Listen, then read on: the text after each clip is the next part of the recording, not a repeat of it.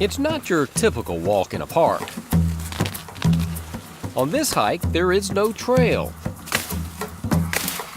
Just lots of branches and briars and slow going for biologists trying to make their way through the dense forest around the Savage Gulf. This is particularly a difficult one. A lot of people think botanists are just out hiking the trails, but in this case it was a lot of beating through the bushes and brush. They have come to South Cumberland State Park in pursuit of a wild flower you might not expect to find in Tennessee, the orchid. Most people don't realize we have approximately 50 native orchid species to Tennessee. The orchid family has more species than any other plant family worldwide, but not here in North America. Most people, when they think of orchids, they think of the tropics and those species that grow on trees. They're epiphytic orchids. Ours are all terrestrial.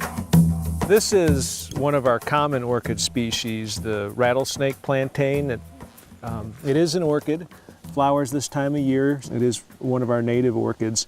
And we have two species in this genus, one of which is state listed, but this one is not rare. It's a fairly common orchid we see. But the object of today's expedition is much harder to find. What we're looking for is the White Fringeless Orchid, sometimes called the monkey face orchid. Platanthera integralabia is the scientific name. They grow in what's called a Cumberland forested acid seep, wet, boggy areas with a more open forest canopy to let sunlight in. An abundance of sphagnum moss, cardinal flower, and a wide variety of ferns. There's 3 plants right here. The White Fringeless Orchid grows to about 1/2 to 3/4 of a meter in height. It's got very showy white flowers. Flowers that are so rare, only a few people will ever see them growing in the wild. There are botanists all over North America, let alone the world, who've never even seen this plant, and we have it right here on some of our state park lands. There's only one population in South Carolina, one in northeast Mississippi, just a few in Alabama and Georgia, and a few in Kentucky. So range-wide, it is a rare species. We have the most in Tennessee, but even with that, it's still rare. The White Fringeless Orchid is already considered endangered by the state of Tennessee. Now work is being done to see if it should be added to the federal endangered species list, which is why they are being searched out and counted. It's very dense. It's hard to see just the leaves of the orchid plants. So what we're really looking for are the flowering plants. Because only a small portion of the plants will flower, it's important to count them over several years. For some reason, several of the occurrences this year have had higher numbers of flowering plants that have been seen in the past. So this has been a good year to get a data set to compare against status surveys that have been done in the early 90s and in 1980. We found a good number of flowers here today at Savage Gulf. It's a significant population. But about 70 miles southeast of here, in the Cherokee National Forest, is the largest known population of White Fringeless orchids. There's several different Platanthera species that bloom in here. There is another white one, but the flower is much smaller.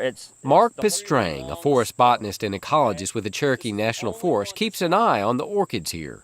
We annually monitor this population, just looking to see trend. Are we on the increase? Are we on the decrease? Are we stable? This count is more complex. We go back and we start together, especially on these ones that are only 10 meters apart. Divided into sections, a measuring tape is run down the center of each one. Non-flowering plants that touch the tape are counted, as well as flowering plants on either side. It's amazing, for as many as you see blooming, there's 2, 3, 4 times as many of these vegetative plants you see out here. Our flowering data has gone everything from less than 100 to over 1,000 on any given year. And if you saw that much variability, you'd panic and think, oh my gosh, the population just crashed. Monitoring that vegetative index as well gives us a better idea of plants just occurring but not necessarily blooming. While this population of flowers is stable, things like timber harvesting, construction, ATV use, and rooting by feral hogs have contributed to a decline in their overall range. But the greatest threat to their survival is the loss of forested wetlands where they thrive, complex ecosystems that are easily compromised. If you were to put a road in right to the edge or open up the canopy, you can introduce invasive plant species, you can introduce more access from humans, more access from the other animals, any number of those things. Change the hydrology. These are the places where good water quality starts and where good water supply can be maintained.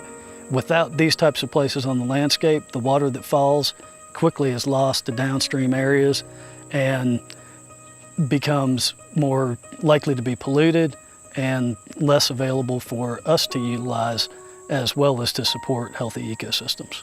With over half of all white fringeless orchids being found in Tennessee, the work being done here is critical to the flower survival.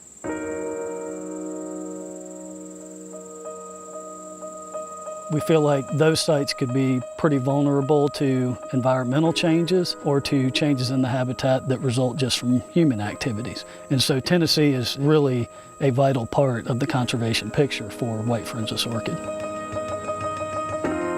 It would be a shame if we lose this or other species on our watch. By protecting these streamhead areas with all sorts of other plant species, invertebrates, and wildlife, it's protecting the whole ecosystem. And in turn, protecting us from the harsh reality of a world where this rare flower no longer exists. I think it's a loss for us, it's a loss for our children, our grandchildren, for whom the opportunity wouldn't be there to see a species that is just as remarkable as the white fringeless orchid is. I'm Ken Tucker on the Wild Side.